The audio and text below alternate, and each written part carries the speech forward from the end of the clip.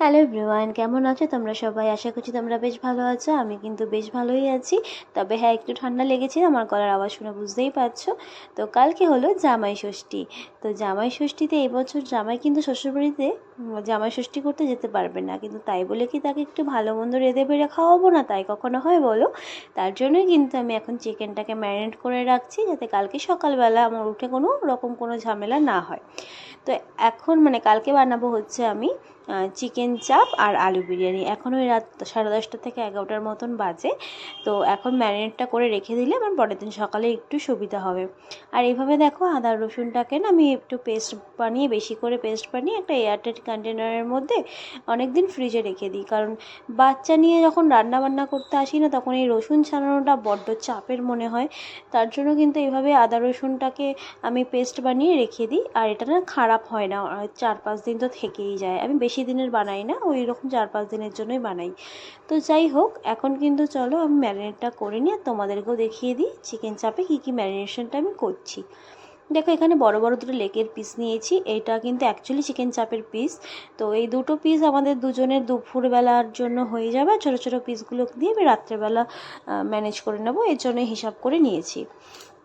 তো এখানে কিন্তু প্রথমে আমি পেঁয়াজ আর কাঁচা লঙ্কা বাটা দিয়েছি, তারপরে আদা রসুন বাটা দিয়েছি, তারপরে দিয়েছিলাম ওই যে একটু কাজু বাদাম, পোস্ত আর চারমগজ বাটা। তারপরে কিছুক্ষণ ম্যারিনেট করে নেওয়ার পর এর মধ্যে দিলাম 2 চামচ ছাতু, তারপরে দিলাম 2 থেকে 3 চামচ একটু গুঁড়ো দুধ, আমল দুধ, যেটা আমরা খাই আর কি চায়ের সাথে। তারপরে দিলাম বিরিয়ানি মশলা, আর দেবো এখানে একটু কাশ্মীরি লঙ্কার গুঁড়ো, নুন, আর তারপরে দেবো একটু ঘি।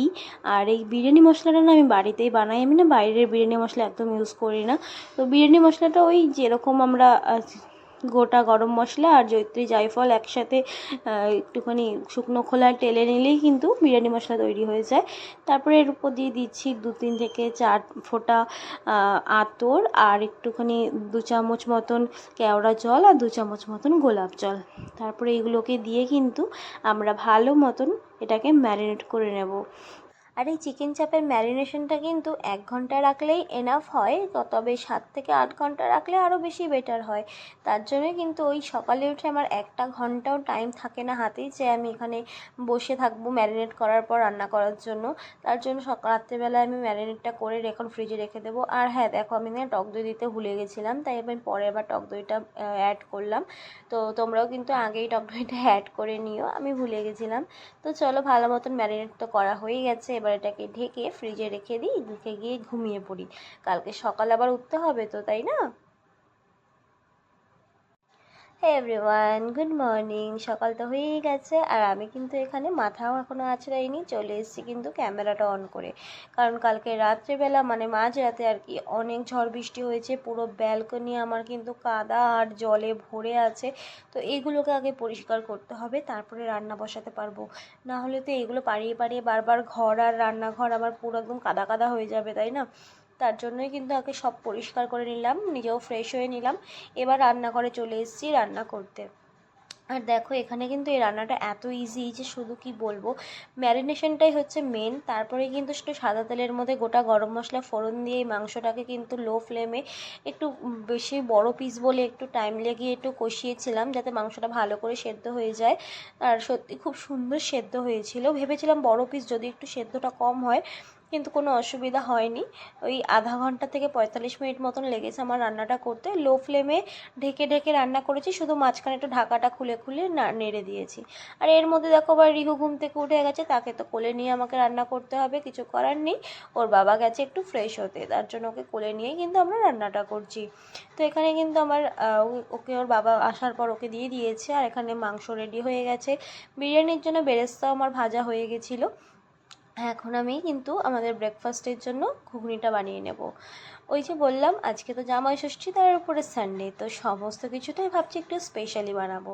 তাই কিন্তু এখানে দেখো, লুচি আর ঘুগনি বানাবো ব্রেকফাস্টে। তো এখানে আমি একটু তেলের মধ্যে পেঁয়াজ আর একটু আদা রসুন বাটা, কাঁচা লঙ্কা, নুন, হলুদ, গোলমরিচের গুঁড়ো, কাশ্মীরি লঙ্কার গুঁড়ো, আর একটু জিরে গুঁড়ো, সরি গোলমরিচের গুঁড়ো না, জিরে গুঁড়ো আর ধনে গুঁড়ো দিয়েছিলাম, গোলমরিচটা একটু ভুল বলে দিলাম। তো এগুলো দিয়েই কিন্তু আমি একটু, চিকেন তো ঘরেই ছিল, চিকেনটাকে একটু ভালো মতন একটু বসিয়ে নিয়েছিলাম, চিকেন কিমা দিয়ে ঘুগনিটা বানাবো আর কি। আর তারপরে কিন্তু ঘুগনিটা অ্যাড করে দিয়েছিলাম।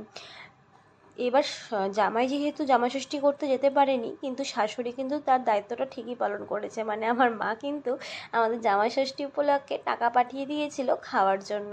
তো সেই টাকা দিয়েই কিন্তু আজকে আমরা সেলিব্রেটটা করছি। তো দেখো এখানে কিন্তু চিকেন দেওয়ার পর একটু জল দিয়ে দিয়েছিলাম, নাহলে তো মাংসটা নিচ দিয়ে লেগে যাবে, মাংসটা কষানোই হবে না। তো দেখো এখানে কিন্তু একটু ঢেকে ঢেকে মাংসটা কষানোর পর আমার কিন্তু ঘুগনিটা দিয়ে দিয়েছিলাম। এখানে কিন্তু চিকেন কিমা দিয়ে ঘুগনি একেবারেই রেডি হয়ে গেছে। এবার এটাকে নামিয়ে নেব। আর তারপরে কিন্তু চলে এসেছি লুচি ভাজতে। তবে তার মাঝখানে কিন্তু আমি রিহুকে খাইয়ে দিয়ে এসেছি, কারণ বেচারার তো খিদে পেয়ে যাবে, তাই না? ও তো বাচ্চা মানুষ, আমাদের অপেক্ষায় আর কতক্ষণ থাকবে। আর কেন জানি না আমি লুচি ভাজলে লুচি ফুলতেই চায় না। তো যাই হোক, আমি কিন্তু আজকে আটার লুচি ভাজছি। ময়দাটাকে আমরা যতটা পারছি একটুখানি বাদ দেওয়ার চেষ্টা করছি, কারণ ময়দায় হেলথের পক্ষে এমনিও ভালো হয় না। আর আটার লুচি সত্যি কথা বলতে যতটা ভালো, হ্যাঁ ডিপ ফ্রাই, বাট ভালো খেতে, কিন্তু টেস্টিও লাগে আমার। তো এখন আর কোনো অসুবিধা হয় না। তো যাই হোক, অনেকক্ষণ পরে কিন্তু একটা লুচি ফুলেছে। তো চলো ফটাফট লুচিগুলো ভেজে নিয়ে গিয়ে আমরা ব্রেকফাস্টটা কমপ্লিট করে নিই। রিহু এখানে একটু ব্রেকফাস্ট করার পর আবার ঘুমিয়ে পড়েছে, যেহেতু সকাল সকাল ওঠে, ও কিন্তু ডেলি ব্রেকফাস্ট করার পর একটু ঘুমিয়ে পড়ে। তো এবার আমরা ব্রেকফাস্ট করে আবার কাজবাজ শুরু করতে হবে।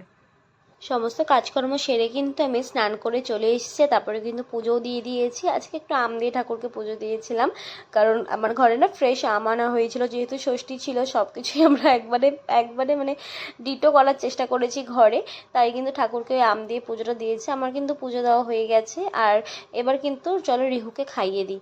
প্রত্যেক দিন না জয়কে যখন খেতে দিই তখনই আমি রিহুকে খাওয়াই, তাহলে না রিহু একটা জায়গায় বসে বাবার মতন দেখে দেখে, মানে ওর বাবাকে দেখে দেখে একটা জায়গায় বসেও খেয়ে নেয়। আর যেদিন বাবাকে খেতে দিই না একসাথে, সেদিন কিন্তু ওর পেছনে আমাকে এভাবে দৌড়ে দৌড়ে খাওয়াতে হয়, দেখো। তো যাই হোক, ওয়েদারটা যেহেতু ভালো ছিল, তাই কতটা গরমও লাগছিল না। দৌড়ে দৌড়ে আমাকে এটা ওটা সেটা দেখিয়ে ওকে খাওয়াতেই হচ্ছিল। আর তো চলো, জয়ের কিন্তু খাওয়া হয়ে গেছিলো। তারপরে কিন্তু জয় রিহুকে ঘুম পাড়াতে নিয়ে গেছিলো। তারপর আমি খেতে বসেছিলাম। আর এই যে আলু বিরিয়ানি, সাথে কিন্তু লেগ পিস নিয়ে নিয়েছি চিকেন চাপের। খেতে কিন্তু জাস্ট দুর্দান্ত হয়েছিল। আমার না এডিটিং করতে দেখতে দেখতেই না মুখে জল চলে আসছে। আর স্যালাড হিসাবে নিয়েছিলাম শুধুমাত্র শসা। তারপরে বিকেলবেলা হতে না হতেই আমরা গেছিলাম একটু ছাদে ঘুরতে, কারণ রিহুকে একটু বাইরে বের করা উচিত।